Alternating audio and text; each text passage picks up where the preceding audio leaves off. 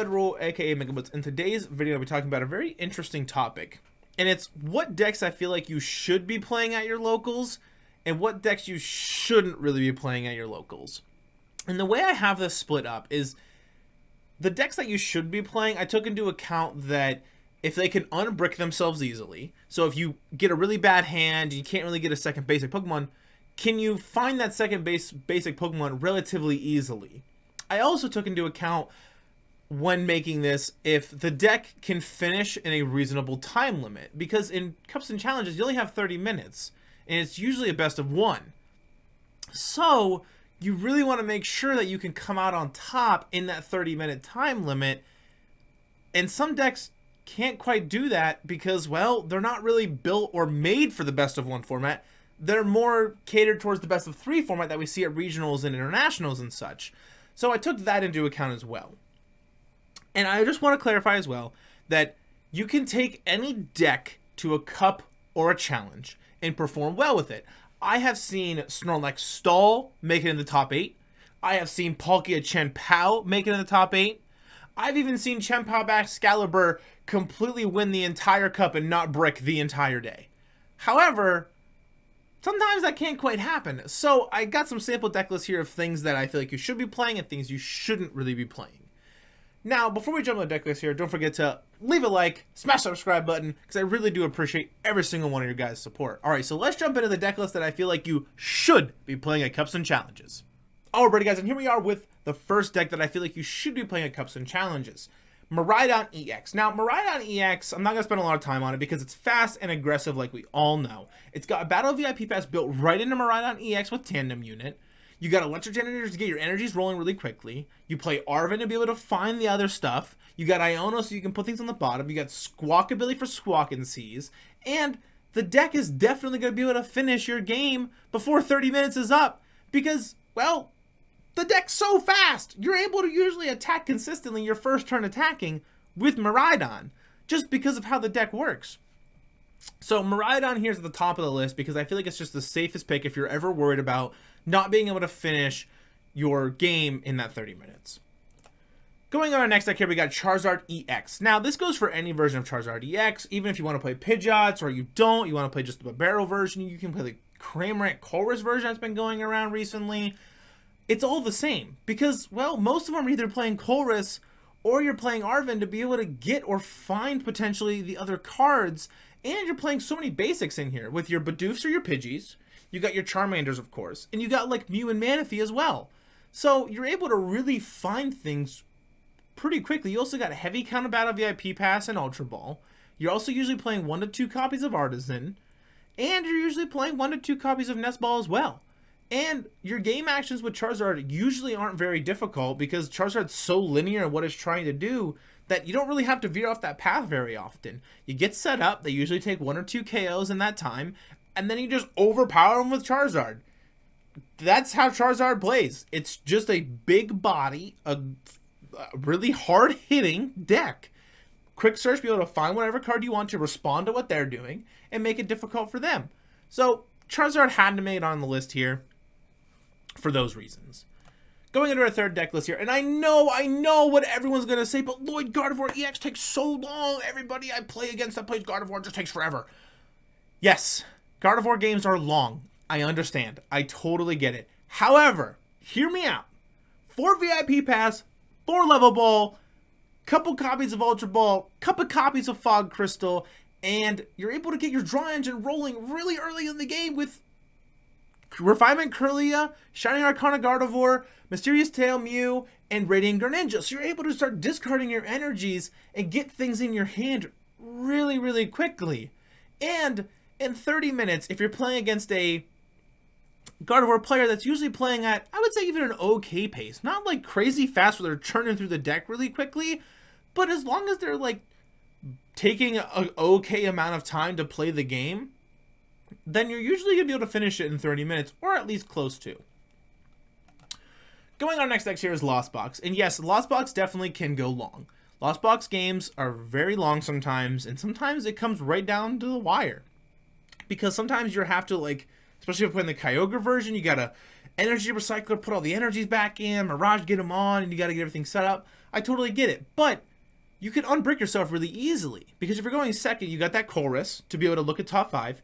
You got VIP Pass, you got a couple copies of Nest Ball in there, and then you got Come Phase as well to be able to flower selecting and just look at the couple top cards.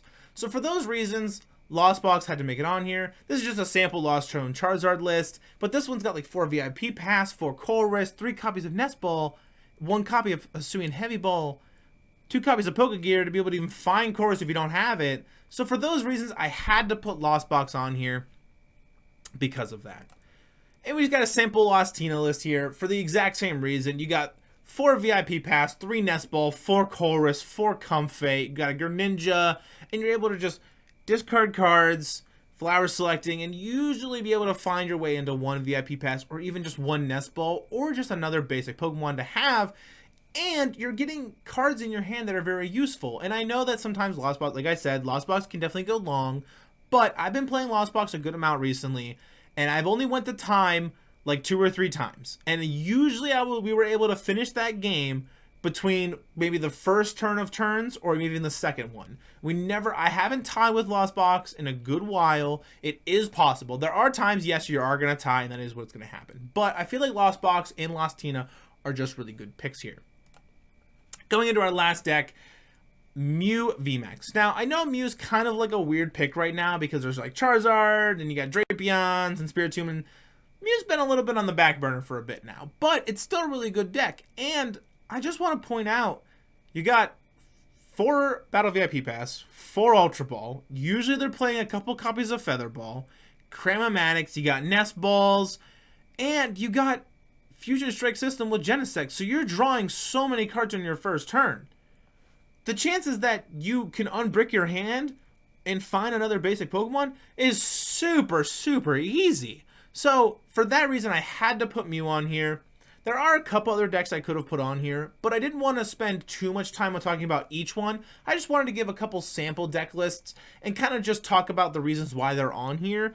And then you can kind of put them together with other deck lists. You know, oh, this one's kind of similar to this list, so it probably would fit the same. So with all these lists here, those are the ones I've decided to show and display, and I feel pretty confident in these decisions. I really feel like I've played at a good enough of Cups and Challenges to really understand what decks can unbrick themselves or be able to finish in that time limit relatively quickly. So let's jump into the deck list that I feel like you really shouldn't consider playing at Cups and Challenges.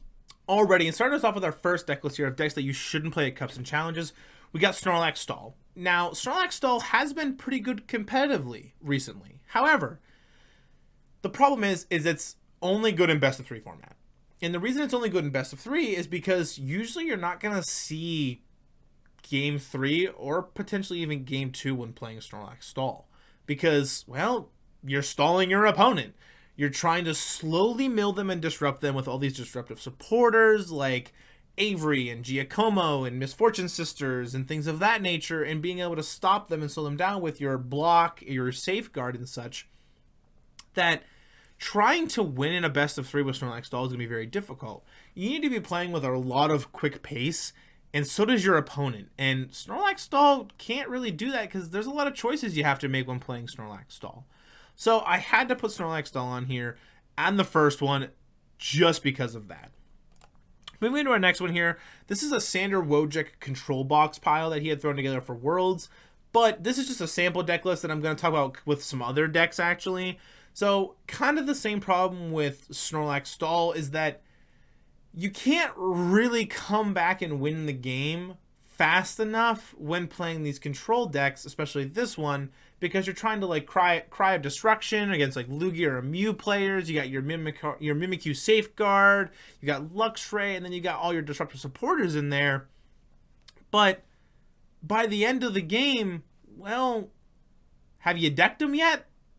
Because if they don't scoop, then you just have to keep drawing and passing, and eventually that time's going to be called. And I think that's the problem with these control decks, is that they're really good in a best of 3, but trying to play them in a best of 1, you just don't have the time for it. I mean, 30 minutes is, it's a good amount of time, but it's not a lot of time.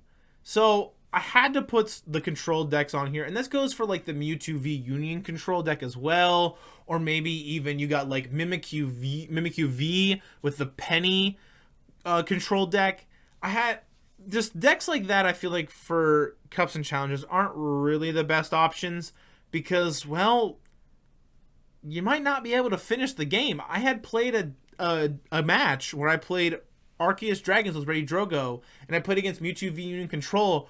Our game literally was like 38 minutes long, and had I not been able to like draw into the win con, it would have gone one more turn even longer than that because it would have passed to him. He wouldn't have been able to KO and then come back to me. That's like a 40-ish to 42-ish minute game. That's so long. You don't have that time. So the control decks, just do not play them at custom challenges. I do not recommend. Moving into our other deck here, we got Arc Piles. Now, I like Arc Piles. I like Arceus. Arctina has a soft place in my heart, and it always will. I loved Arctina when I played it. But as a person who played Arctina, and I played it at a cup, I went 3-3. I had 2 rounds back to back where my first turn was Arceus V, attach a normal energy, like grass or psychic, pass. That's it. No basic Pokemon, no judge, no nothing. I couldn't do anything. It was awful. And I wasn't able, and I just lost. It happens. But for that reason, I had to put Arceus decks on here. Yes, they can do well, and you can, win with an Arceus deck potentially. You even could get into top 8 with it. But the amount of times that I have personally gone Arceus V, attach Psychic Energy, pass, and that's it, is way too high. So I'm sorry for all you Arc Pile believers out there. I just don't think it's a really good pick right now in the format. Alrighty. We got Cloth Electrode. Now, Cloth Electrode's kind of a meme deck, and it's not really that competitive, but people have been playing it, and it is pretty good. It's pretty fun, too. But the problem with Cloth Electrode is the fact that you can't unbrick yourself very easily. Sure, you have 4 copies of Ultra Ball and Nest Ball. However, the problem with that is that you need to have so much stuff set up, right? You need to get the Brute Bonnet rolling. You got to get the Radiant Hisuian Sneasler. You got to get the Cloth. You got to get the Electrode. And in a best of 1 format where you're damaging your own Pokemon to be able to take KOs on their Pokemon just isn't it. And I feel like the problem with Cloth Electrode as well is the fact that you're only playing, 4 DTE for your Cloth, and it's kind of the same problem with the Arc Piles that I had just talked about, where when I was playing this, there was too many times where I started with Cloth in my active, attach double Turbo Energy, pass, and I'm like, man, that doesn't feel good, and then I just lost. It happens. So, for that reason, I had to put Hisuian Electrode Cloth on here. Alright, going into our last deck here, we got Zorobox. Now, Zorobox is a really cool deck. And I played Zorobox recently. This wasn't my list, but it's really fun. And you usually can get set up pretty okay. With, Gather the Crew, with your Hisuian Basculin, you got Level Balls and Ultra Balls and things of that nature. And you got the Refinement package as well. However, my huge problem with Zorobox is the fact that it takes so long to win games. Because you have to play from behind almost the entire game. You're playing all single prize stage 1 attackers.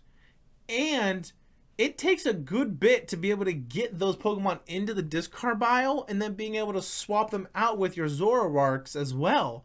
And there have been too many times where I've had to go, I need to get some damage in and start doing something. So maybe I can set up with an Electivire or something when I'm playing Zorobox.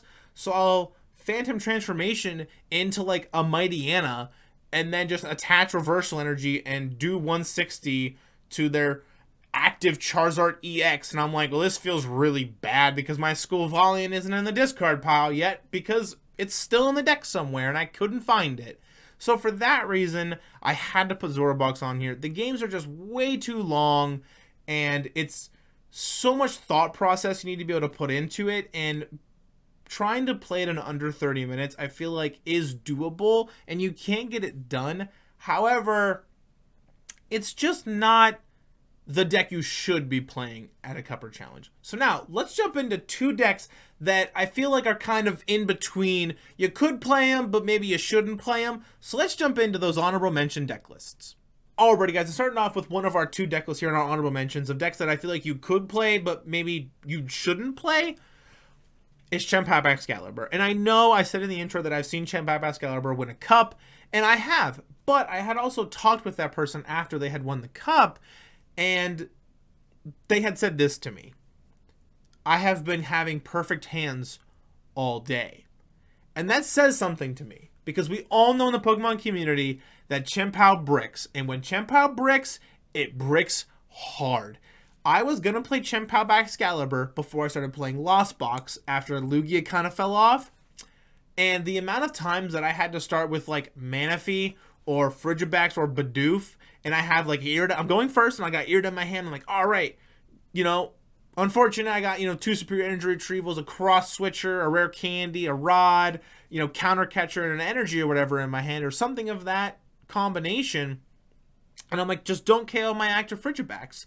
And they KO my active Frigibax. And I'm like, well, that feels bad. Sure, you could go second, but Chien-Pao doesn't want to go second because you want to be able to evolve into your Excalibur as fast as possible.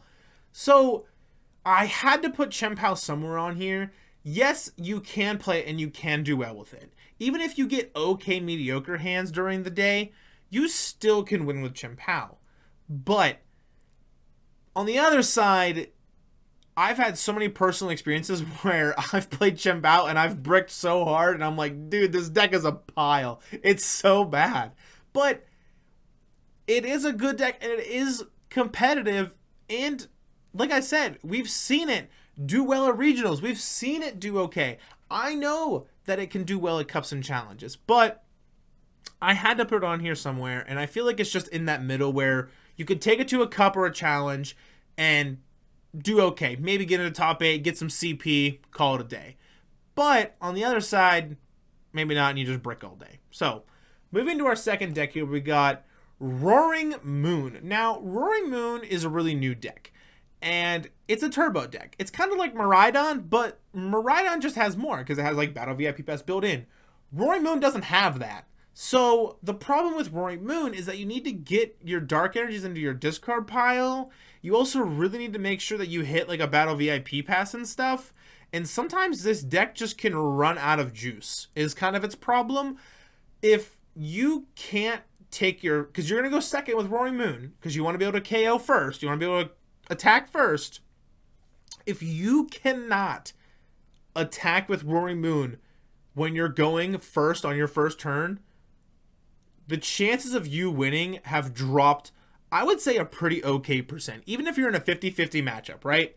And you're going second, you're able to attack, and then you can't pull off the attack. Let's say you get 1 energy attached to your Roaring Moon, and then you pass back to your opponent. Your chances went from 50-50 to like 35 real quick. Because now your turbo deck isn't being really that turbo. So, yes, it's kind of in the same problem with Chien-Pao, where you can pop off and you can get everything rolling and you can get set up and you can start taking KOs on huge Pokemon and very key knockouts very early. But the problem with it is that always can't happen. And when you brick hard. And I had to put it on here somewhere.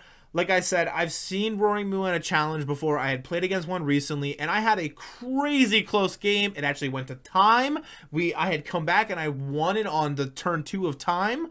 And my goodness, it was such a good game. But they also didn't miss a beat on the turbo part. But let's say that they had missed, maybe one of that. I think the game would have been over a little bit sooner because, well, I could have just 2-shot their Galarian Moltres with Cramorant, and that just would have been that. And I'm up 2 prizes already. So, for those reasons, those are why those 2 decks are here in our honorable mentions. You could play them, you couldn't play them kind of list. So, let's jump right into that outro. Alright guys, I really hope that helped going over the decks that I feel like are really good picks for Cups and Challenges in our best of 1 format and the reasons why they are. and going over the decks that maybe aren't the greatest picks for cups and challenges in our best of one format. Now, I just want to clarify again, yes, you can take any deck and potentially perform well with it at a cup or challenge, but there are just some decks that are better picks than others, I feel like. And at the end of the day, this is all just my opinion, and everybody's entitled to their own opinion. And I just wanted to share some of this knowledge and my thought process that I had and just hope it helped. So, if you haven't yet, don't forget to leave a like, smash that subscribe button, because I really do appreciate every single one of you guys. All right, I'll see you in the next one. Peace!